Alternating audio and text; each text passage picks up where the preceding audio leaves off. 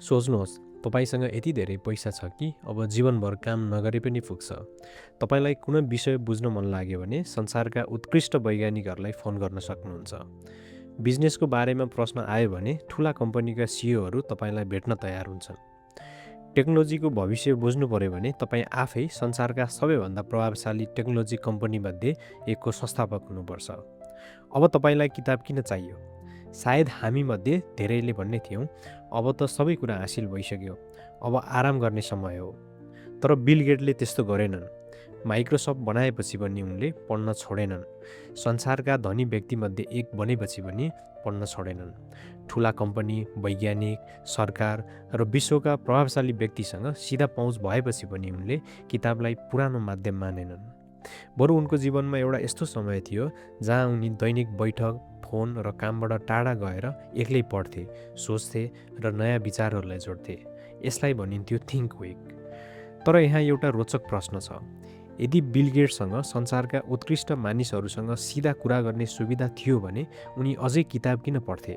किताबमा त्यस्तो के थियो जुन पैसा तिरेर तुरुन्तै किन्न सकिँदैन थियो?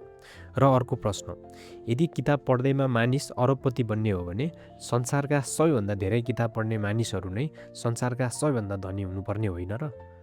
त्यसो भए बिल गेट्सले किताबबाट के गरिरहेका थिए जुन धेरै मानिसहरूले गर्दैनन्? आज हामी बिल गेट्सले पढेका, सिफारिस गरेका वा आफ्नो सोचमा विशेष महत्त्व दिएका 5 किताबहरूको कुरा गर्नेछौँ। यो केवल 5वटा किताबहरूको समरी मात्र होइन।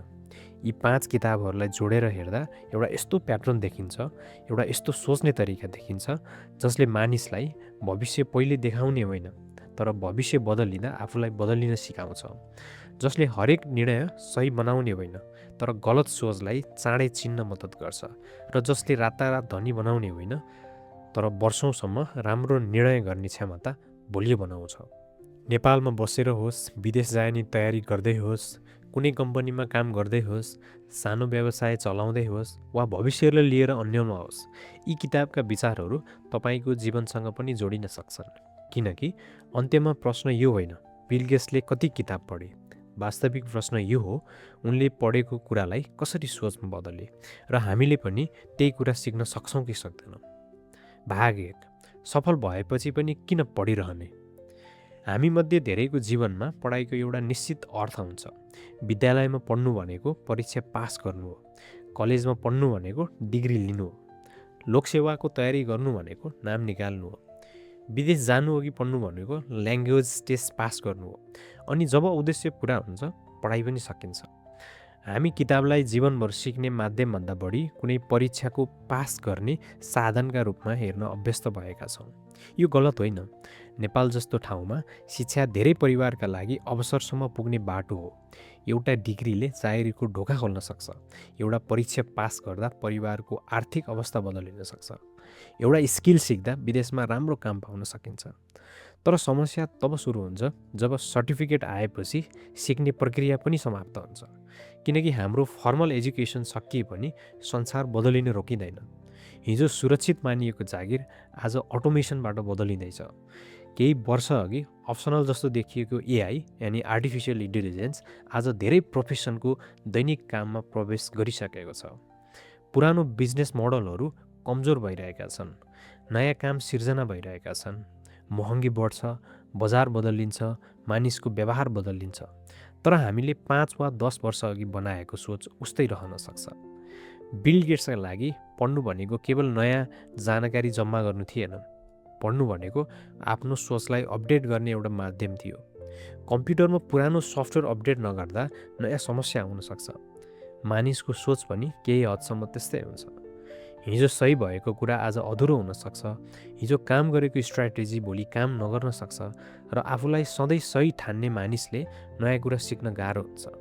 त्यसैले बिल गेट्सको रिडिङ ह्याबिटबाट पहिलो लेसन किताबको नामभन्दा अगाडि आउँछ। पढ्नु भनेको आफूले थाहा पाएको कुरा बढाउनु मात्र होइन, कहिलेकाहीँ आफू गलत हुन सक्ने ठाउँ पनि पत्ता लगाउनु हो। अब पहिलो किताबतिर जाउँ। एउटा यस्तो किताब जसले बिजनेसमा सबैभन्दा ठुलो समस्या टेक्नोलोजी होइन, मानिसको व्यवहार हुन सक्छ भनेर देखाउँछ। एक समय वारेन बफेटले बिल गेट्सलाई आफ्नो मनपर्ने बिजनेस बुक सिफारिस गरेका थिए। त्यो किताब कुनै स्टार्टअपको कथा थिएन, त्यसमा सोसियल मिडिया ग्रोथको फर्मुला थिएन, त्यसमा 30 दिनमा धनी बन्नुहोस् भन्ने प्रमिस पनि थिएन। त्यो किताब थियो बिजनेस एडभेन्चर्स, जोन ब्रक्सद्वारा लिखित। यो किताबमा अमेरिकी बिजनेस इतिहासका विभिन्न वास्तविक घटनाहरू छन्। कम्पनीहरू कसरी सफल भए, कसरी सङ्कटमा परे, किन राम्रो योजना हुँदाहुँदै पनि गलत निर्णय भयो र किन बिजनेसमा केवल पैसा, प्रडक्ट र टेक्नोलोजी बुझेर मात्र पुग्दैन। पहिलो नजरमा यो पुरानो किताब जस्तो लाग्न सक्छ, तर बिल गेट्सलाई यसको एउटा पक्ष विशेष मन परेको देखिन्छ। समय बदलिन्छ, टेक्नोलोजी बदलिन्छ, कम्पनी बदलिन्छ, तर मानिसको व्यवहार धेरै बदलिँदैन। लोभ, डर, अति आत्मविश्वास, प्रतिष्ठा जोगाउने इच्छा, गल्ती स्वीकार गर्न नसक्ने बानी, समूहले जे भन्यो त्यही सही मान्ने प्रवृत्ति, यी समस्या दशौँको अघि पनि थिए, आज पनि छन् र भोलि पनि कुनै न कुनै रूपमा रहनेछन्। सोच्नुहोस्, एउटा कम्पनीले नयाँ सफ्टवेयर बनायो, टेक्नोलोजी उत्कृष्ट छ, टिम स्किल्ड छ, बजेट पनि छ, तर म्यानेजमेन्टले ग्राहकको वास्तविक समस्या सुनेन। टिमभित्र कसैले समस्या देख्यो तर बोल्न डरायो। सबैले डेडलाइन पुरा भएको रिपोर्ट गरे, तर प्रडक्ट प्रयोग गर्ने मानिस खुसी थिएनन्। यहाँ फेलियर टेक्नोलोजीको होइन, मानिसको व्यवहार र कम्युनिकेसनको हो। नेपालमा पनि यस्ता उदाहरण हाम्रै वरिपरि देखिन्छ। कसैले रेस्टुरेन्ट खोल्छ, इन्टेरियरमा ठुलो लगानी गर्छ, फेसबुक र टिकटकमा राम्रो प्रमोसन गर्छ, तर ग्राहक किन दोस्रो पटक आएन भन्ने कहिले बुझ्दैन।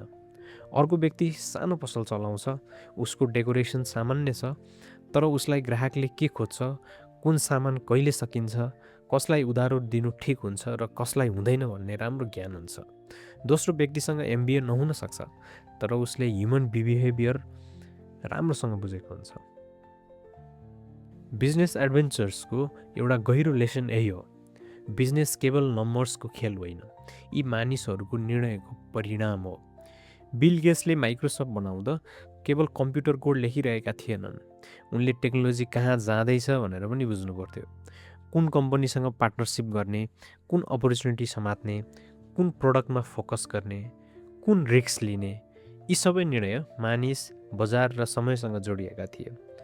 तर यहाँ एउटा महत्त्वपूर्ण कुरा छ, हामीले पछि फर्किएर सफलताको कथा हेर्दा सबै निर्णय स्पष्ट देखिन्छन्।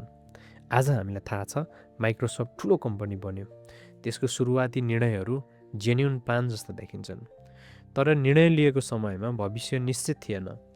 त्यो बेला अनसर्टेनिटी थियो, कम्पिटिसन थियो, गलत हुन सक्ने सम्भावना थियो। यही कुरा हाम्रो जीवनमा पनि लागु हुन्छ। मान्नुहोस्, तपाईँ एउटा जागिरमा हुनुहुन्छ, तलब ठिकठाक छ, तर नयाँ टेक्नोलोजीले तपाईँको काम बदल्न सक्छ। अब तपाईँले के गर्ने? तुरुन्त जागिर छोड्ने, विदेश जाने, नयाँ कोर्स गर्ने वा केही नगर्ने? यस्तो अवस्थामा समस्या जानकारीको कमी मात्र होइन, हाम्रो डर, आशा र अरूको ओपिनियनको निर्णयमा पनि मिसिन्छ। कहिलेकाहीँ हामी तथ्यभन्दा बढी अरू मानिसको कन्फिडेन्सबाट प्रभावित हुन्छौँ। कसैले धेरै आत्मविश्वासका साथ भन्यो, अब यो फिल्ड सकियो, हामी डराउँछौँ। अर्कोले भन्यो, यो बिजनेसमा पैसा नै पैसा छ, हामी उत्साहित हुन्छौँ। तर कन्फिडेन्ट आवाज सधैँ सही हुँदैन। बिजनेस एडभेन्चर्सले हामीलाई एउटा सरल तर कठिन कुरा सम्झाउँछ, निर्णय गर्नु अघि केवल अपर्च्युनिटी नहेर्नुहोस्, त्यस निर्णयमा मानिसको व्यवहार कहाँ छ त्यो पनि बुझ्नुहोस्। तपाईँको आफ्नै व्यवहार पनि। के तपाईँ तथ्य हेरेर निर्णय गर्दै हुनुहुन्छ वा डरले? के तपाईँ वास्तविक डिमान्ड देख्दै हुनुहुन्छ वा अरूले कमाएको देखेर कपी गर्दै हुनुहुन्छ? के तपाईँ गल्ती भएको स्वीकार गर्न सक्नुहुन्छ वा पहिले लगानी गरिसकेका कारण थप पैसा हालिरहनु भएको छ? यो किताबको लेसन नेपालमा साना बिजनेसमा मात्र होइन, हाम्रो व्यक्तिगत जीवनमा पनि लागु हुन्छ। कहिलेकाहीँ हामी कुनै कोर्समा पैसा तिरिसकेपछि त्यो उपयोगी नभए पनि पुरा गर्न वर्षौँ बिताउँछौँ। कुनै योजना काम नगरे पनि यति समय त दिइसकेँ, अब छोड्न मिल्दैन भन्छौँ। तर विगतमा खर्च भएको समय फर्किँदैन। प्रश्न यो हो, आजबाट अगाडि कुन निर्णय राम्रो हुन्छ? 7 दिनको प्रयोग। यो हप्ता एउटा निर्णय छान्नुहोस्, सानो होस् या ठुलो। कुनै कोर्स लिने, नयाँ स्किल सिक्ने, सामान किन्ने, लगानी गर्ने, काम बदल्ने वा बिजनेस सुरु गर्ने। कागजमा 2वटा कलम बनाउनुहोस्। पहिलोमा लेख्नुहोस् मसँग भएका तथ्यहरू र दोस्रोमा लेख्नुहोस् मेरा डर, आशा र अनुमान। यी दुईलाई अलग गरेर हेर्नुहोस्। कहिलेकाहीँ निर्णय तुरुन्त बदलिँदैन, तर निर्णय हेर्ने तरिका बदलिन्छ। तर तथ्य छुट्याउन सक्नु मात्र पर्याप्त हुँदैन, किनकि एउटा अर्को समस्या छ। आज हामीसँग जानकारीको कमी छैन, बरु जानकारी यति धेरै छ कि कुन कुरा सत्य हो र कुन कुरा केवल डर पैदा गर्ने हेडलाइन हो छुट्याउन कठिन भएको छ। र यही ठाउँमा आउँछ दोस्रो किताब, फ्याक्टफुलनेस। यदि तपाईँ दिनभर न्युज र सोसियल मिडिया मात्रै हेर्नुहुन्छ भने संसार लगातार बिग्रिरहेको जस्तो लाग्न सक्छ। युद्ध, रोग, बेरोजगारी, महँगी, प्राकृतिक विपत्ति, राजनीतिक विवाद, हरेक दिन कुनै न कुनै सङ्कट। यसको अर्थ समस्या वास्तविक छैन भन्ने होइन। समस्या वास्तविक छन्, तर प्रश्न यो हो कि हामीले संसारलाई पूर्ण तस्विरबाट हेरिरहेका छौँ त, वा सबैभन्दा डर लाग्ने घटनाहरूबाट मात्र। ह्यान्स रोस्लिङको किताब फ्याक्टफुलनेस यही प्रश्नबाट सुरु हुन्छ। रोस्लिङ एक चिकित्सक, शिक्षक र तथ्यमा आधारित सोचका समर्थक थिए। उनले मानिसहरूलाई संसारबारे सामान्य प्रश्न सोध्दा एउटा रोचक कुरा भेटे। धेरै शिक्षित मानिसहरूले पनि विश्वका अवस्था वास्तविकताभन्दा धेरै खराब अनुमान गर्थे। किनकि मानिसको दिमाग ड्रामेटिक इन्फर्मेसनतिर आकर्षित हुन्छ। एउटा विमान दुर्घटना न्युज भन्छ, तर हजारौँ सुरक्षित उडान न्युज भन्दैन। एउटा ठुलो कम्पनी बन्द भयो भने चर्चा हुन्छ, तर बिस्तारै नयाँ काम सिर्जना भएका हजारौँ साना परिवर्तन हेडलाइन बन्दैनन्। एउटा रोग फैलियो भने डर बढ्छ, तर दशकौँमा स्वास्थ्य सुधार भएको तथ्य न्युजमा आउँदैन। फ्याक्टफुलनेसले सबै ठिक छ भन्दैन। यसले भन्छ समस्या देख्नुहोस्, तर तथ्यभन्दा ठुलो डर नबनाउनुहोस्। बिल गेट्सले यस किताबलाई निकै महत्त्व दिएका थिए, किनकि ग्लोबल हेल्थ, पोभर्टी र डेभलपमेन्ट जस्ता विषयमा काम गर्दा पर्सेप्सन र रियालिटीको बीच निकै ठुलो अन्तर हुनसक्छ। यदि हामीलाई संसारमा केही पनि सुधार भएको छैन भन्ने लाग्यो भने दुईवटा समस्या आउँछन्। पहिलो, हामी निराश हुन्छौँ, र दोस्रो, कुनै समाधानले काम गरिरहेको छ भन्ने कुरा सिक्न छोड्छौँ। अब नेपालतिर फर्कौँ। हामी धेरै पटक यस्ता वाक्य सुन्छौँ, नेपालमा केही हुँदैन, सबै युवा विदेश गए, यहाँ कुनै अवसर छैन, अब एआईले सबैको जागिर खान्छ। यी वाक्यमा केही वास्तविक चिन्ता हुनसक्छ। नेपालमा रोजगारीको समस्या छ, आर्थिक अनिश्चितता छ, युवा विदेश हुनु वास्तविकता हो, सानो बिजनेस चलाउन गाह्रो छ, टेक्नोलोजीले केही काम बदल्ने निश्चित पनि छ, तर समस्या छ र कुनै सम्भावना नै छैन भन्ने कुरा फरक छन्। यदि एउटा सफ्टवेयर इन्जिनियरले सुन्छ एआईले प्रोग्रामरको जागिर सकिन्छ, यसले दुई किसिमको प्रतिक्रिया दिन सक्छ। पहिलो, डराएर केही पनि नगर्ने, र दोस्रो, आफ्नो कामको कुनै भाग अटोमेट हुँदैछ, कुन स्किलको डिमान्ड बढ्दैछ र आफूले के सिक्नुपर्छ भन्ने तथ्य खोज्ने। डरले भविष्य देखाउँदैन, तथ्यले पनि भविष्य निश्चित गर्दैन, तर तथ्यले निर्णयलाई बलियो बनाउँछ। अर्को उदाहरण हेरौँ। कुनै परिवारले विदेश जान ठुलो लोन लिने सोचिरहेको छ। छिमेकीको छोरा विदेश गएर घर बनाएको देखिन्छ, फेसबुकमा राम्रो जीवन देखिन्छ, तर निर्णय गर्नु अगाडि वास्तविक तथ्य के हुन्? कुल खर्च कति लाग्छ? लोनको ब्याज कति पर्छ? सम्भावित आम्दानी कति छ? बस्ने खर्च कति लाग्छ? काम निश्चित छ कि छैन? ऋण तिर्न कति समय लाग्छ? वर्स्ट केस सिनारियो के हो? विदेश जानु सही वा गलत भन्ने एउटै उत्तर छैन, तर अरूको हाइलाइट हेरेर गरिएको निर्णय र आफ्नो वास्तविक हिसाब गरेर गरिएको निर्णय फरक हुन्छ। फ्याक्टफुलनेसको लेसन यही हो, भावना हटाउनु होइन, भावनासँगै तथ्य राख्नु। हामी मानिस हौँ, डर लाग्छ, आशा हुन्छ, परिवारको दबाब हुन्छ, समाजसँग तुलना हुन्छ, तर निर्णय लिनु अगाडि एउटा प्रश्न सोध्न सकिन्छ, मलाई यस्तो किन लागिरहेको छ? र अर्को, यसको प्रमाण के छ? यो प्रश्नले जीवन तुरुन्तै बदलिँदैन, तर गलत विश्वासले वर्षौँसम्म चलाउने सम्भावना कम गर्छ। 7 दिनको प्रयोग। यो हप्ता तपाईँले विश्वास गरेको एउटा ठुलो स्टेटमेन्ट लेख्नुहोस्, जस्तै मेरो फिल्डमा अब अपर्च्युनिटी छैन, नेपालमा बिजनेस चल्दैन, विदेश गएपछि मात्र जीवन राम्रो हुन्छ, एआईले मेरो काम पूर्ण रूपमा हटाउँछ। अब आफ्नो विश्वास प्रमाणित गर्ने कुरा मात्र नखोज्नुहोस्, यसको विपरीत एभिडेन्स पनि खोज्नुहोस्। तपाईँ गलत हुनैपर्छ भन्ने होइन, तर आफ्नो सोचलाई जाँच्न तयार हुनुहोस्, किनकि बलियो सोच भनेको कहिले नबदलिने सोच होइन, नयाँ तथ्य आएपछि बदलिने सोच हो। तर तथ्य थाहा भएर पनि मानिसले सधैँ राम्रो निर्णय गर्दैन।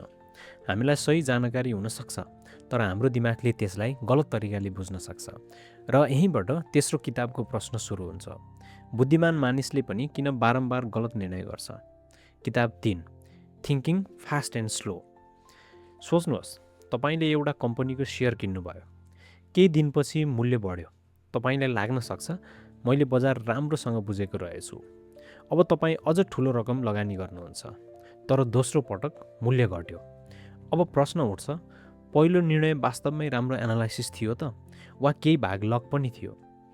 मानिसको दिमागलाई आफ्नो सफलता स्किलको परिणाम वा फेलियरको बाहिरी कारणको परिणाम लाग्न सक्छ। यही प्रकारका मानसिक प्याटर्नहरूबाटै ड्यानियलले थिङ्किङ फास्ट एन्ड स्लोमा चर्चा गर्छन्। ड्यानियलले राम्रो सोचलाई बुझाउन 2 प्रकारका मेन्टल प्रोसेसको अवधारणा प्रयोग गर्छन्। एउटा सोच छिटो चल्छ, अटोमेटिक हुन्छ, कसैको अनुहार हेरेर मुड अनुमान गर्न सकिन्छ, अचानक आवाज आयो भने ध्यान दिएर सुन्छ, छिटो प्रतिक्रिया दिन्छ। अर्को सोच ढिलो हुन्छ, गणना गर्छ, तुलना गर्छ, प्रमाण खोज्छ, ध्यान माग्छ र दुवै आवश्यक छन्। हामी हरेक सानो निर्णयमा घन्टौँ सोच्न सक्दैनौँ, तर समस्या तब आउँछ जब कठिन निर्णयमा पनि हामी छिटो बनेको इम्प्रेसनलाई अन्तिम सत्य मान्छौँ। मान्नुहोस्, तपाईँ जब इन्टरभ्यूमा जानुभयो। पहिलो 5 मिनटमै इन्टरभ्युअर फ्रेन्डली लाग्यो, अब बाँकी कन्भर्सेसन पनि पोजिटिभ देखिन सक्छ। वा कुनै व्यक्ति पहिलो भेटमा कन्फिडेन्ट लाग्यो, हामी उसलाई क्यापेबल पनि मान्न सक्छौँ। तर कन्फिडेन्स र कम्पिटेन्स एउटै कुरा होइन। सोसियल मिडियामा पनि ठ्याक्कै यस्तै हुन्छ। कसैले ठुलो इन्कम स्क्रिनसट देखायो, लग्जरी लाइफस्टाइल देखायो अनि भन्यो यो कोर्स लिएपछि तपाईँले पनि यस्तै कमाउन सक्नुहुन्छ। हाम्रो दिमागमा यसले एउटा स्टोरी बनाउन थाल्छ, तर नदेखिएको कुरा के हो थाहा छ? उसको वास्तविक इन्कम कति हो, रिस्क कति थियो, कति मानिस असफल भए, उसले पैसा त्यो कामबाट कमायो कि कोर्स बेचेर कमायो। हामीसँग पुरै डाटा हुँदैन, तर दिमाग आफै खाली ठाउँ भर्न थाल्छ। यही कारणले राम्रो डिसिजन मेकिङ केवल इन्टेलिजेन्सको कुरा मात्र होइन, हाम्रो दिमागले कहिलेकाहीँ सर्टकट लिन्छ भन्ने कुरा पनि बुझ्नु हो। बिल गेट्सको करियरलाई फर्किएर हेर्दा एउटा कुरा स्पष्ट हुन्छ, टेक्नोलोजीको भविष्यबारे ठुलो निर्णय गर्दा सर्टेनिटी सम्भव थिएन। कम्प्युटर हरेक घर र अफिसमा पुग्छ कि पुग्दैन, सफ्टवेयरको बजार कति ठुलो हुन्छ, कुन प्लेटफर्म टिक्छ, कुन कम्पिटिटर अगाडि आउँछ, यस्ता प्रश्नको निश्चित उत्तर थिएन। तर अनसर्टेनिटी हुँदा निर्णय नगर्नु पनि एउटा निर्णय हो। यही एउटा महत्त्वपूर्ण स्किल आउँछ, सही हुने ग्यारेन्टी खोज्नु होइन, उपलब्ध जानकारीबाट सम्भावना बुझ्नु। नेपालमा हामी धेरै निर्णयलाई 2वटा एक्सट्रिममा हेर्छौँ। यो काम पक्का असफल हुन्छ वा यसमा केही हुँदैन, तर वास्तविकता बिचमा हुन्छ। कुनै पनि बिजनेस सफल हुने सम्भावना 100% हुँदैन। कुनै नयाँ स्किल बेकार हुने सम्भावना पनि 100% हुँदैन। त्यसैले राम्रो प्रश्न यो सफल हुन्छ कि हुँदैन मात्र होइन, राम्रो प्रश्न हुनसक्छ कुन अवस्थामा सफल हुने सम्भावना बढ्छ, म कति रिस्क लिन सक्छु, गलत भए मेरो क्षति कति हुन्छ, सानो स्केलमा टेस्ट गर्न सक्छु। मान्नुहोस्, तपाईँ साइड बिजनेस सुरु गर्न चाहनुहुन्छ, तुरुन्त जागिर छोड्नु भयो भने एउटा ठुलो रिस्क हुनसक्छ, तर विकेन्डमा सानो टेस्ट गर्नु कम रिस्क हुनसक्छ। पहिले 10 ग्राहक खोज्नु, फिडब्याक लिनु, डिमान्ड बुझ्नु र त्यसपछि निर्णय गर्नु, यसलाई कमजोरी भन्न मिल्दैन। यो अनसर्टेनिटीलाई सम्मान गर्नु पनि हो। अर्को उदाहरण, तपाईँ नयाँ टेक्नोलोजी सिक्न चाहनुहुन्छ, 6 महिनाको महँगो कोर्स तुरुन्त किन्नु अगाडि 7 दिन फ्री रिसोर्सेसबाट सिक्न पनि सकिन्छ। एउटा सानो प्रोजेक्ट बनाउन सकिन्छ, आफूलाई साँच्चै रुचि छ कि छैन भन्ने कुरा बुझ्न सकिन्छ। सानो प्रयोगले ठुलो भ्रम हटाउन सक्छ। 7 दिनको प्रयोग, तपाईँले अहिले गर्न खोजेको एउटा ठुलो निर्णय छान्नुहोस्। त्यसलाई यस्तो नलेख्नुहोस् यो सही हो कि गलत, बरु लेख्नुहोस् मसँग अहिले कति जानकारी छ। सबैभन्दा ठुलो एजुम्सन के हो? यो एजुम्सन जाँच्न सक्ने सबैभन्दा सानो र कम खर्चिलो प्रयोग के हो? कहिलेकाहीँ राम्रो निर्णय ठुलो साहसबाट होइन, सानो परीक्षाबाट सुरु हुन्छ। किताबले मात्र अरबपति बनाउँछ त? अब यही टाइटलको मुख्य प्रश्नमा फर्कौँ, के यी किताबहरूले बिल गेट्सलाई अरबपति बनाए? यदि किताब पढ्दैमा अरबपति बन्ने हो भने हरेक लाइब्रेरीमा काम गर्ने व्यक्ति धनी हुनुपर्ने थियो। हरेक प्रोफेसर बिलिनियर हुनुपर्ने थियो। धेरै किताब किन्ने मानिस सबैभन्दा बढी सफल हुनुपर्ने थियो। तर त्यस्तो हुँदैन, किनकि किताब इन्फर्मेसन दिन सक्छ, तर डिसिजन तपाईँले लिनुपर्छ। किताबले अपर्च्युनिटी देखाउन सक्छ, तर रिस्क तपाईँले लिनुपर्छ। किताबले गल्तीबारे सिकाउन सक्छ, तर आफ्नो गल्ती स्वीकार गर्ने काम तपाईँले गर्नुपर्छ। बिल गेट्सको सफलता केवल रिडिङको परिणाम थिएन, त्यहाँ टेक्निकल स्किल पनि थियो। सही समयमा कम्प्युटर रिभोल्युसनको अवसर थियो, बिजनेस पार्टनरसिप थियो, कम्पिटिसन थियो, रिस्क थियो, हार्डवर्क थियो, एक्सेस थियो, परिस्थिति थियो र धेरै जटिल कारणहरू पनि थिए। तर रिडिङले एउटा काम गर्न सक्छ, यसले मानिसको दिमागमा विभिन्न क्षेत्रका विचारहरू जोड्न मद्दत गर्छ। बिजनेसको लेसन टेक्नोलोजीसँग जोडिन्छ, हिस्ट्रीको लेसन फ्युचरसँग जोडिन्छ, साइकोलोजीको लेसन लिडरसिपसँग जोडिन्छ, हेल्थको डाटा पोलिसीसँग जोडिन्छ। सायद बिल गेट्स किताब कलेक्ट गरिरहेका थिएनन्, उनी मेन्टल मोडल्स बनाइरहेका थिए। अब चौथो किताबले हामीलाई भविष्यतिर लैजान्छ, एउटा यस्तो भविष्य जहाँ एआई र नयाँ टेक्नोलोजीले अवसर मात्र होइन, ठुलो जिम्मेवारी पनि ल्याउँछ। किताब 4 द कमिङ वेब। केही वर्ष अघि एआई धेरै मानिसहरूको लागि एउटा रिसर्चको विषय थियो। आज विद्यार्थीले असाइनमेन्टमा प्रयोग गर्छ, सफ्टवेयर इन्जिनियरले कोड लेख्न प्रयोग गर्छ, कम्पनीले कस्टमर सपोर्टमा प्रयोग गर्छ, कन्टेन्ट क्रिएटरले स्क्रिप्ट, भोइस र इमेज बनाउन प्रयोग गर्छ। केही काम छिटो भएको छ, नयाँ अपर्च्युनिटी खुलेका छन्, तर एउटा प्रश्न पनि बढेको छ, यदि टेक्नोलोजी हाम्रो नियन्त्रणभन्दा छिटो विकसित भयो भने के हुन्छ? मुस्ताफा सुलेमानको किताब द कमिङ वेब यही टेन्सनको बारेमा हो। सुलेमान यही क्षेत्रका प्रमुख व्यक्तित्वमध्ये एक हुन्। किताबले एआई मात्र होइन, बायोटेक्नोलोजी लगायत शक्तिशाली टेक्नोलोजीको विकास र नियन्त्रणको चुनौतीबारे चर्चा गर्छ। टेक्नोलोजीको इतिहासमा नयाँ आविष्कार प्राय फैलिन्छ। एकैपटक कुनै पनि शक्तिशाली टेक्नोलोजी उपयोगी, सस्तो र एक्सेसिबल भयो भने त्यसलाई सीमित राख्न कठिन हुन्छ। तर एआई जस्तो टेक्नोलोजीको प्रभाव सामान्य टुलभन्दा फरक हुनसक्छ, जसले प्रोडक्टिभिटी बढाउन सक्छ, औषधि विकासमा मद्दत गर्न सक्छ, शिक्षा व्यक्तिगत बनाउन सक्छ, सानो कम्पनीलाई ठुलो क्षमता दिन सक्छ। तर यदि गलत प्रयोग भयो भने मिसइन्फर्मेसन, साइबर रिस्क, सर्भिलियन्स र असमानता पनि बढ्न सक्छ। बिल गेट्स लामो समयदेखि टेक्नोलोजीको भविष्य कसरी बदल्छ भन्ने कुरामा रुचि राख्दै आएका छन्। उनको सोचमा टेक्नोलोजी समस्या समाधानको शक्तिशाली माध्यम हो, तर टेक्नोलोजी आफै नैतिक हुँदैन। यसको प्रभाव मानिसले कसरी बनाउँछ, कसरी प्रयोग गर्छ र कसरी नियमन गर्छ भन्नेमा निर्भर रहन्छ। अब नेप्लिज कन्टेक्स्टमा सोचौँ। धेरै मानिस एआईलाई दुई एक्सट्रिमबाट हेर्छन्। एउटा समूह भन्छ एआईले सबै काम खोज्छ, अर्को समूह भन्छ एआई प्रयोग गरेपछि जो पनि सजिलै धनी हुन्छ। दुवै दाबी अधुरा हुन सक्छन्। एआईले केही रिपिटेटिभ काम अटोमेसन गर्दैछ, केही प्रोफेसन पनि बदलिनेछ, नयाँ स्किलको डिमान्ड बढाउनेछ। तर परिवर्तन सबै इन्डस्ट्रीमा एउटै गति र एउटै रूपमा हुँदैन। मान्नुहोस् तपाईँ एकाउन्टेन्ट हुनुहुन्छ, एआईले अब रिपोर्ट तयार गर्न, डाटा समराइज गर्न र रुटिन काम छिटो गर्न सक्छ। तर क्लाइन्टको कन्टेक्स्ट बुझ्ने, नियमको जिम्मेवारी लिने, गलत डाटा पहिचान गर्ने र विश्वास निर्माण गर्ने काम अझै महत्त्वपूर्ण हुन सक्छ। तपाईँ टिचर हुनुहुन्छ, एआईले लेसन प्लान बनाउन सक्छ, तर विद्यार्थी किन डराएको छ, कसले बुझेन, कसलाई कस्तो सहयोग चाहिन्छ, यो ह्युमन अन्डरस्ट्यान्डिङ अझै आवश्यक हुन्छ। तपाईँ सफ्टवेयर इन्जिनियर हुनुहुन्छ, एआईले कोड जेनेरेट गर्न सक्छ, तर कुन समस्या समाधान गर्ने, आर्किटेक्चर कस्तो बनाउने, सेक्युरिटी रिस्क के हो, जेनेरेटेड कोड सही छ कि छैन, बिजनेस रिक्वायरमेन्ट के हो, यी प्रश्न अझै मानिससँग जोडिएका छन्। त्यसैले भविष्यको तयारी भनेको एआईसँग डराउनु मात्र होइन, एआईलाई ब्लाइन्डली विश्वास गर्नु पनि होइन। यसको क्षमता बुझ्नु, सीमा बुझ्नु, आफ्नो प्रोफेसनमा कुन काम बदलिन्छ भनेर हेर्नु र आफ्नो भ्यालु केवल रिपिटेटिभ टास्कमा मात्र सीमित नराख्नु। नेपालका लागि अर्को अपर्च्युनिटी पनि छ। पहिले ठुलो काम सुरु गर्न ठुलो टिम चाहिन्थ्यो। आज एउटा सानो टिमले एआई प्रयोग गरेर design, research, translation, software development र कस्टमर सपोर्टको केही भाग छिटो गर्न सक्छ। यसले अपर्च्युनिटी पनि बढाउन सक्छ। तर सबैले एउटै टुल प्रयोग गरेपछि टुल मात्र एडभान्टेज हुँदैन। फरक के हुन्छ? कसले राम्रो प्रश्न सोध्छ, कसले आउटपुट भेरिफाई गर्छ, कसले वास्तविक समस्या बुझ्छ, कसले विश्वासयोग्य काम गर्छ।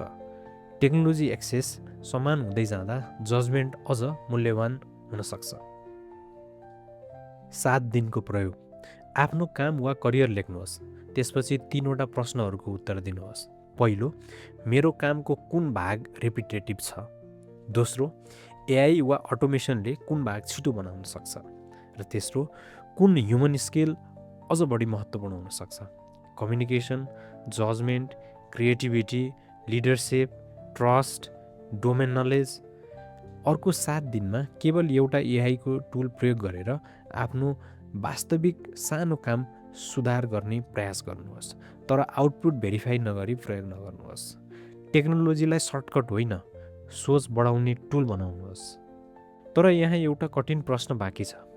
यदि टेक्नोलोजीले प्रोडक्टिभिटी बढायो, यदि बिजनेस बढ्यो, यदि वेल्थ बढ्यो, तर त्यसको फाइदा थोरै मानिससम्म मात्र पुग्यो भने के त्यसलाई पूर्ण सफलता भन्न सकिन्छ?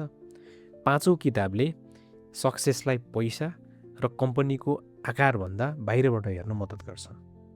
किताब 5, how the world really works. हामी बिहान उठ्छौँ, बत्ती बाल्छौँ, फोन चार्ज गर्छौँ, खाना पकाउँछौँ, बस, बाइक वा कार चढ्छौँ, घर बनाउँछौँ, सामान किन्छौँ। तर यी सबै सम्भव बनाउनका पछाडि कति इनर्जी, मटेरियल, इन्फ्रास्ट्रक्चर र सिस्टमले काम गरिरहेको छ हामी प्राय सोच्दैनौँ। भ्याग्ल्याग स्मिलको किताब हाउ द वर्ल्ड रियल्ली वर्क्सले आधुनिक संसारको यही भौतिक आधार बुझाउने प्रयास गर्छ। इनर्जी कहाँबाट आउँछ? खाना ठुलो स्केलमा कसरी उत्पादन हुन्छ? स्टिल, सिमेन्ट, प्लास्टिक र अन्य मटेरियलहरू किन यति धेरै महत्त्वपूर्ण छन्? क्लाइमेट चेन्ज समाधान किन आवश्यक छ, तर किन जटिल पनि छ? यो किताबको एउटा ठुलो लेसन हो, संसार केवल आइडियाले चल्दैन, संसार फिजिकल सिस्टम्सले पनि चल्छ। कुनै नयाँ टेक्नोलोजीको घोषणा आकर्षक हुनसक्छ, तर त्यसलाई ठुलो स्केलमा लागू गर्न इनर्जी चाहिन्छ, इन्फ्रास्ट्रक्चर चाहिन्छ, समय चाहिन्छ, पैसा चाहिन्छ, पोलिसी चाहिन्छ, मानिसको व्यवहार बदलिनुपर्छ।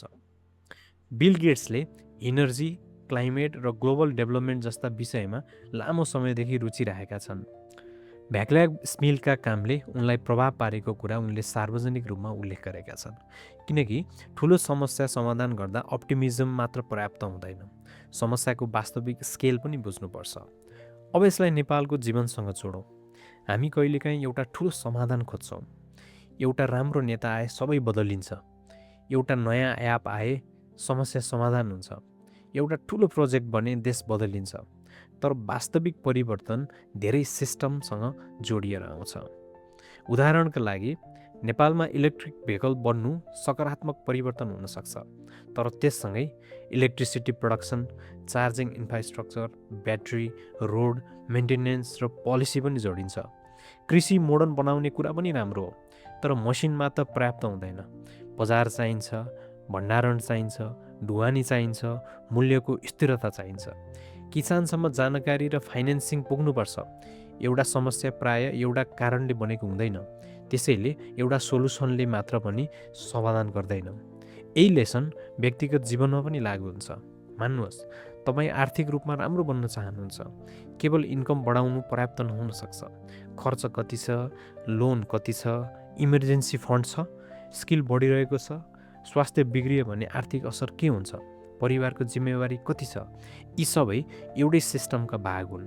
कहिलेकाहीँ हामी एउटा ड्रामेटिक सोल्युसन खोज्छौँ, एउटा इन्भेस्टमेन्टले जीवन बदलिन्छ, एउटा बिजनेसले सबै समस्या समाधान गर्छ, विदेश गएपछि त सबै ठिक हुन्छ, तर जीवन सिस्टम हो। एउटा निर्णयले केही सुधार गर्न सक्छ, तर दीर्घकालीन स्थिरता धेरै साना कुरा जोडिएर बन्छ। हाउ द वर्ल्ड रियल्ली वर्क्सले अर्को महत्त्वपूर्ण कुरा सिकाउँछ, ठुलो परिवर्तनको समयलाई कम आकलन नगर्नुहोस्। सोसियल मिडियामा ट्रान्सफर्मेसन छिटो देखिन्छ, 3 महिनामा सक्सेस, 1 वर्षमा करोडपति, 1 रातमा भाइरल, तर फिजिकल वर्ल्ड ढिलो बदलिन्छ। स्किल बन्न समय लाग्छ, बिजनेसमा ट्रस्ट बन्न समय लाग्छ, लोन तिर्न समय लाग्छ, करियर ग्रो हुन समय लाग्छ, देशको इन्फ्रास्ट्रक्चर बन्न समय लाग्छ। ढिलो हुनु फेलियर होइन, तर प्रोग्रेसको वास्तविक गति बुझ्नु आवश्यक छ। 7 दिनको प्रयोग। आफ्नो जीवनको एउटा समस्या छान्नुहोस्, जस्तै पैसा बच्दैन, काममा ग्रोथ छैन, बिजनेस बढ्दैन, पढाइमा फोकस छैन। अब एउटा कारण मात्र नलेख्नुहोस्, त्यो समस्या बनाउने सिस्टमको नक्सा बनाउनुहोस्। उदाहरण, पैसा पस्दैन किन? इन्कम कम, अनियोजित खर्च, लोन, परिवारको जिम्मेवारी, खर्च ट्र्याक नगरेको कारण, इमर्जेन्सी आउँछ बचतमा प्रयोग हुने। समस्या सिस्टममा छ भने सोल्युसन पनि सिस्टममा खोज्नुपर्छ। 5 किताबभित्र लुकेको एउटै सोच। अब यी 5 किताबलाई फेरि एकपटक हेरौँ, तर समरीका रूपमा होइन, एउटा सोच्ने सिस्टमका रूपमा। बिजनेस एडभेन्चर्सले भन्छ, बिजनेस र सक्सेस बुझ्न मानिसको व्यवहार बुझ्नुहोस्। टेक्नोलोजी बदलिन्छ, तर डर, लोभ, कन्फिडेन्स र गल्ती गर्ने प्रवृत्ति उही रहिरहन्छ। फ्याक्टफुलनेसले भन्छ, संसारलाई हेडलाइन र डरबाट मात्र नहेर्नुहोस्, तथ्य खोज्नुहोस्। समस्या स्वीकार गर्नुहोस्, तर वास्तविक प्रोग्रेस पनि देख्नुहोस्। थिङ्किङ फास्ट एन्ड स्लोले भन्छ, तपाईँको दिमाग शक्तिशाली छ, तर सधैँ निष्पक्ष छैन। पहिलो इम्प्रेसन, कन्फिडेन्स र इमोसनले निर्णय बदल्न सक्छ। द कमिङ वेभले भन्छ, टेक्नोलोजी ठुलो अवसर हो, तर हरेक शक्तिशाली टुलसँग रिस्क र जिम्मेवारी पनि आउँछ। भविष्यसँग डराएर होइन, बुझेर तयार हुनुहोस्। र हाउ द वर्ल्ड रियली वर्क्सले भन्छ, ठुलो परिवर्तन स्लोगनबाट हुँदैन, सिस्टम बुझ्नुपर्छ, स्केल बुझ्नुपर्छ, समय बुझ्नुपर्छ। यी 5 विचारलाई एउटै लाइनमा जोड्ने हो भने मानिस बुझ्नुहोस्, तथ्य हेर्नुहोस्, आफ्नो सोचमाथि प्रश्न गर्नुहोस्, भविष्यका लागि तयार हुनुहोस् र वास्तविक संसारको जटिलतालाई सम्मान गर्नुहोस्। सायद यही कारण बिल गेट्स जस्ता मानिस सफल भएपछि पनि पढिरहन्छन्, किनकि सक्सेसपछि प्रश्न समाप्त हुँदैन, प्रश्न अझ ठुला हुन्छन्। पहिले प्रश्न हुनसक्छ, एउटा सफ्टवेयर कम्पनी कसरी बढाउने? पछि प्रश्न बढ्न सक्छ, टेक्नोलोजीले संसारलाई कहाँ लैजान्छ? रोग कसरी कम गर्ने? क्लाइमेट चेन्ज कसरी समाधान गर्ने? इनर्जी सिस्टम्स कसरी बदल्ने? भविष्यको इनोभेसन कसरी सुरक्षित बनाउने? पैसा बढेपछि सबै उत्तर आफै आउँदैनन्, कहिलेकाहीँ जिम्मेवारीसँगै अझ धेरै सिक्नुपर्छ। नेपालमा किताब पढ्ने वास्तविक समस्या। अब यहाँ एउटा प्र्याक्टिकल प्रश्न आउँछ। बिल गेट्ससँग थिङ्क विकका लागि समय र सुविधा थियो, तर नेपालमा काम गर्ने एउटा व्यक्ति बिहान घरको काम गर्छ, दिनभर अफिस जान्छ, ट्राफिकमा समय बिताउँछ, घर फर्केर परिवारको जिम्मेवारी सम्हाल्छ। उसले एक हप्ता एक्लै बसेर कसरी पढ्न सक्छ? सायद सक्दैन। विदेशमा दिनको 10 वा 12 घन्टा काम गर्ने व्यक्तिले वर्षमा 50वटा किताब पढ्न सक्छ? सायद त्यो पनि रियलिस्टिक नहुन सक्छ। त्यसैले लेसन बिल गेट्सको रुटिन कपी गर्नु होइन, लेसन हो आफ्नो परिस्थिति अनुसार सोच्ने समय सुरक्षित गर्नु। तपाईँ वर्षमा 50 किताब पढ्नु पर्दैन, महिनामा एउटा पनि आवश्यक छैन। 10 पेजबाट सुरु गर्न सकिन्छ, 15 मिनटबाट सुरु गर्न सकिन्छ, काममा जाँदा अडियो बुक सुन्न सकिन्छ, एउटा युजफुल आर्टिकल ध्यान दिएर पढ्न सकिन्छ, एउटा किताब 2 महिनामा सकाउन सकिन्छ। मुख्य कुरा स्पिड होइन, मुख्य कुरा हो पढेको कुरा दिमागमा के भयो। तपाईँले प्रश्न गर्नुभयो, नोट लेख्नुभयो, आफ्नो जीवनसँग जोड्नुभयो, कुनै निर्णयमा प्रयोग गर्नुभयो? किनकि 50 किताबको नाम सम्झिनुभन्दा एउटा किताबको एउटा आइडिया प्रयोग गर्नु बढी मूल्यवान हुनसक्छ। धेरै मानिस किताब पढ्दा अर्को किताब कहिले सुरु गर्ने भनेर सोचिरहेका हुन्छन्, तर बिल गेट्सको रिडिङ स्टाइलबाट देखिने एउटा महत्त्वपूर्ण कुरा रिफ्लेक्सन हो। विचारलाई अर्को विचारसँग जोड्नु, सहमत नभएको ठाउँमा प्रश्न गर्नु, आफूले पहिले विश्वास गरेको कुरासँग तुलना गर्नु, यसलाई एक्टिभ रिडिङ भन्न सकिन्छ। अर्को पटक किताब पढ्दा हरेक च्याप्टरको समरी लेख्न आवश्यक छैन, केवल 3 प्रश्न लेख्नुहोस्। पहिलो, लेखकले मुख्य रूपमा के भन्न खोजेका हुन्? दोस्रो, म किन सहमत वा असहमत छु? र तेस्रो, यो विचारले मेरो एउटा वास्तविक निर्णय कसरी सुधार गर्न सक्छ? यति गरे पनि रिडिङ प्यासिभ कन्ज्युम्सनबाट एक्टिभ थिङ्किङमा बदल्न थाल्छ। अब टाइटलको प्रश्नको स्पष्ट उत्तर। के यी 5 किताबले बिल गेट्सलाई सिधै अरबपति बनाए त? होइन, कुनै 5 किताबले मात्र कसैलाई अरबपति बनाउँदैन। बिल गेट्सको सफलतामा धेरै कुराहरू जोडिएका थिए। उनको टेक्निकल क्षमता, कम्प्युटर रिभोल्युसनको समय, परिवार र शिक्षाबाट पाएको अवसर, पौल एलेनसँगको पार्टनरसिप, माइक्रोसफ्टका बिजनेस डिसिजन्स, कम्पिटिसन, रिस्क, कडा मेहनत, सही समय, गल्ती र परिस्थितिहरू। यी सबैलाई हटाएर केवल किताबलाई क्रेडिट दिनु वास्तविक कथा हुँदैन, तर किताबले उनको जीवनमा अर्को प्रकारको भूमिका खेले। किताबले उनलाई हरेक उत्तर दिएनन्, सायद किताबले अझ राम्रो प्रश्न दियो। किताबले भविष्य बताइदिएन, तर परिवर्तन बुझ्ने फ्रेमवर्क दियो। किताबले रिस्क हटाएन, तर रिस्कलाई एउटा फरक कोणबाट हेर्न मद्दत गर्यो। किताबले सफलता ग्यारेन्टी गरेन, तर लगातार सिकिरहने बानीलाई बलियो बनायो। र लामो समयसम्म हेर्दा एउटा ठुलो निर्णयभन्दा धेरै साना निर्णयले जीवन बनाउँछन्। आज कुन स्किल सिक्ने, कुन अपर्च्युनिटी छोड्ने, कुन रिस्क लिने, कसको कुरामा विश्वास गर्ने, कुन तथ्य जाँच्ने, कहिले आफ्नो पुरानो विचार बदल्ने, यी निर्णयहरूको क्वालिटी अलिकति सुधारियो भने एक दिनमा ठुलो फरक नदेखिन सक्छ, एक महिनामा पनि नदेखिन सक्छ, तर 5 वर्षपछि, 10 वर्षपछि सानो फरक ठुलो दूरी बन्न सक्छ। सायद किताबको वास्तविक शक्ति यही हो। किताब खोलेपछि तपाईँ तुरुन्त धनी हुनुहुन्न, तर कहिलेकाहीँ एउटा आइडियाले तपाईँलाई गलत निर्णयबाट बचाउन सक्छ। एउटा प्रश्नले नयाँ स्किल सिक्न प्रेरित गर्न सक्छ। एउटा उदाहरणले आफ्नो पुरानो विश्वास जाँच्न लगाउन सक्छ, र एउटा नयाँ सोचले तपाईँले वर्षौँदेखि नदेखेको अपर्च्युनिटी देखाउन सक्छ। किताबको सबैभन्दा ठुलो मूल्य त्यसको अन्तिम पानामा हुँदैन। सायद किताब बन्द गरेपछि पनि तपाईँको दिमागमा बाँकी रहने प्रश्नमा हुन्छ। त्यसैले अर्को 7 दिनका लागि एउटा सानो च्यालेन्ज। यी 5वटै किताब किन्न आवश्यक छैन। सबै किताब एकैपटक पढ्नु पनि आवश्यक छैन। आफ्नो जीवनको अहिलेको समस्या हेर्नुहोस्। यदि बिजनेस र मानिसको व्यवहार बुझ्न चाहनुहुन्छ भने बिजनेस एडभेन्चर्स, यदि डर र हेडलाइन सम्बन्धी बाहिरी तथ्य हेर्न चाहनुहुन्छ भने फ्याक्टफुलनेस, यदि आफ्नो निर्णय र मानसिक बायस बुझ्न चाहनुहुन्छ भने थिङ्किङ फास्ट एन्ड स्लो, र यदि टेक्नोलोजी र एआईको बारेमा बुझ्न चाहनुहुन्छ भने द कमिङ वेब, र यदि संसारका सिस्टम र परिवर्तनको वास्तविक गति बुझ्न चाहनुहुन्छ भने how the world really works. एउटा छान्नुहोस्, दिनको केवल 10 पेज पढ्नुहोस्, र पढिसकेपछि एउटा सेन्टेन्स लेख्नुहोस्। आजको विचारले मेरो वास्तविक जीवनको कुन निर्णय सुधार गर्न सक्छ।